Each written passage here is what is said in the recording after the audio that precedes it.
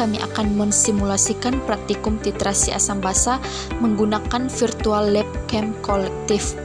Pertama, terlebih dahulu kita membuka situs Chem Collective. Nah, ini tampilan awalnya. Kita akan mencari auto graded problems, karena di akhir akan ada konsentrasi asam yang akan kita tentukan dari hasil praktikum. Kita masuk ke acid base chemistry, lalu kita masuk determine the concentration of unknown strong acid. Oke, di sini kita sudah masuk ke lembar kerjanya. Di sini di atas ada perintahnya, lalu yang di tengahnya ada lembar kerja kita atau meja kerja kita. Pada aktivitas ini kita diminta untuk menentukan konsentrasi dari asam kuat monotoprik, dan untuk melakukan kita diminta untuk dengan metode titrasi menggunakan NaOH dan phenolphthalein atau PP sebagai indikator. Nah, konsentrasi asamnya sendiri itu berkisar antara 0,025 molar dan 2,5 molar. Jadi kita diminta untuk mengincarkan terlebih dahulu NaOH. Kita lihat dari sini di samping meja kerja sudah ada solution, yang berarti untuk kelarutannya ada air, dan di sini ada NaOH, dan dapat diperhatikan di sini konsentrasi NaOH-nya 10 molar. Oke. Karena pertama kita akan mengincarkan NaOH-nya, berarti kita ambil dulu alat dan bahan yang akan kita gunakan. Yang pertama pasti ada NaOH. Lalu kedua, untuk mengincarkannya kita butuhkan aqueous atau air. Di sini ada H2O sebagai pengincarannya.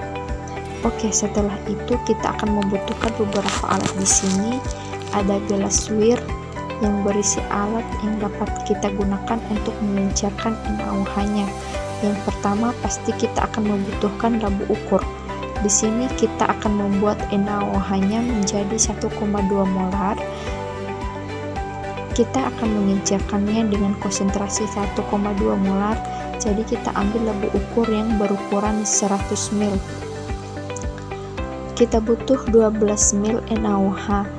Kita akan masukkan ke dalam labu ukur. Pertama dulu kita ambil pipet ukur, kita bisa ambil yang 25 ml. Sekalian kita bisa mensimulasikan cara mengambil larutan di sini. Kita akan memasukkan 12 ml NaOH 10 molar ke dalam pipet ukur. Jadi kita masukkan 12 untuk menarik larutan. Kita bisa klik withdraw. Terlihat bahwa di dalam pipet volumenya sudah ada larutan, dan larutan NaOH yang tadi sudah berkurang. Oke, kita close. Lalu 25 ml NaOH yang tadi kita masukkan ke dalam labu ukur. Kita masukkan 20 ml, kita bisa klik pour untuk menarik larutan NaOH yang tadi. Mari kita close. Lalu pipet tetes sudah kita tidak butuhkan, maka bisa kita remove supaya menghemat tempat kerja. Selanjutnya setelah ditambahkan NaOH, kita bisa remove juga. Kita akan membutuhkan aqueous. Kita bisa menggunakan terlebih dahulu ke dalam gelas ukur.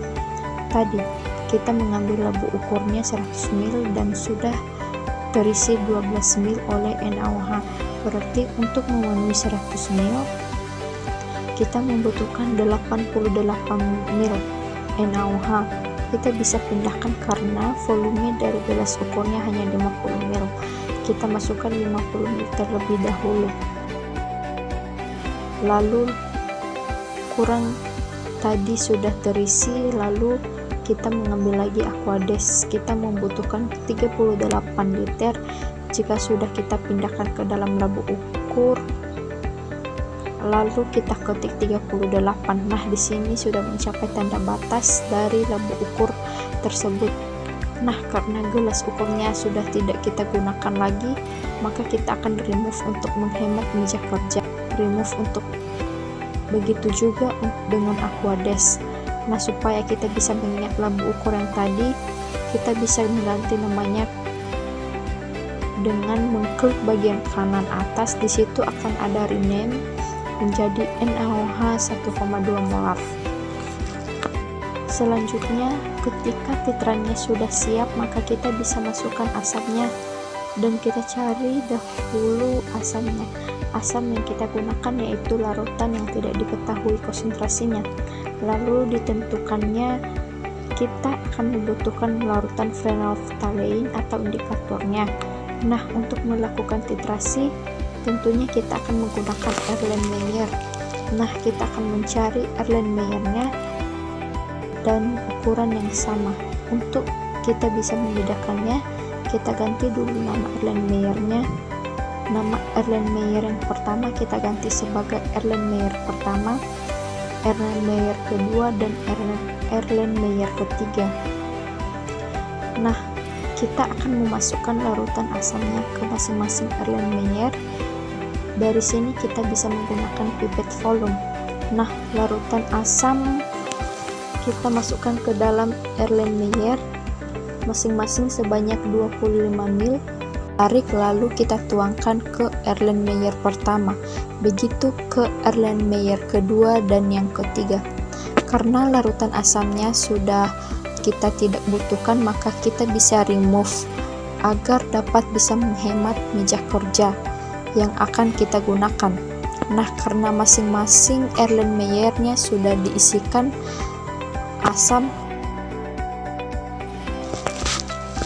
karena kita menuangkannya dengan cara tetesan, maka kita bisa gunakan realistik. Nah, untuk menuangkannya dengan tetesan, kita akan klik hold to hold sebanyak 2 tetes atau klik 2 kali. Nah, kita akan memasukkan indikatornya ke masing-masing Erlenmeyer. Setelah indikatornya sudah terisi semua, maka volumenya pun berbeda-beda dan maka bisa kita remove. Jadi langkah selanjutnya kita akan melakukan titrasi dengan menggunakan larutan NaOH yang tadi. Yang pertama, di sini kita tentu akan menggunakan buret. Nah, di sini sudah tersedia buretnya dengan volume 50 ml. Jadi ini kita akan isi titran yang dimana titrannya adalah NaOH yang sudah kita encerkan. Langkah pertama, terlebih dahulu kita akan menyiapkan beaker glass. Maka kita bisa pindahkan NaOH ke dalam beaker glass dan kita akan mengambil NaOH nya sebanyak 50 ml sesuai kapasitas buretnya. Setelah itu kita bisa memindahkannya ke dalam buret yang tadi sebanyak 50 ml dan terlihat bahwa volume di buret sudah terisi dengan NaOH, dan karena volume buretnya tidak mencapai volume 0, maka kita bisa tambahkan NaOH nya lagi sebanyak 2 ml supaya menyentuh angka 0, dan selanjutnya kita bisa memulai titrasi untuk masing-masing Erlenmeyer. Kita mulai dari Erlenmeyer yang pertama. Nah, untuk meneteskannya, ingat yang tadi kan, kita akan klik realistik, diteteskan sampai berubah warna atau sampai titik akhirnya berubah warna menjadi pink. Nah, terlihat volumenya berkurang saat titrasi, maka kita akan melihat larutan yang akan kita titrasi berubah warna. Kita lakukan terus sampai terjadi perubahan warna. Jadi jikalau sudah sedikit terjadi perubahan warna, maka itu sudah mencapai titik akhirnya. Nah, di sini perubahan warnanya sudah terjadi, maka volume akhir kita akan catat, dan jikalau larutan buretnya sudah habis, maka bisa kita isi menggunakan NaOH yang tadi, dan bisa kita lanjutkan titrasi dari kedua Erlenmeyer. Nah, jika sudah melakukan titrasi dari masing-masing Erlenmeyer, maka kita bisa membedakan beberapa volume dari masing-masing Erlenmeyer tersebut. Nah, segitu saja video dari kami kelompok 3. Kami ucapkan terima kasih.